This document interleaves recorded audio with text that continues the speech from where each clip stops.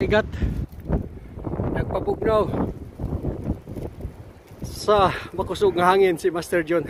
Pabugnaw kay init kay ubos. Init kay ubos ani bis taas kay ang hangin ka kwan. Palamig igat palamig. Grabe yung hangin. Lakas. Ano ngayon? 3 degrees. Dito. Ayan. May araw. Mahangin. So, dito kami sa car park ng ano ng Karik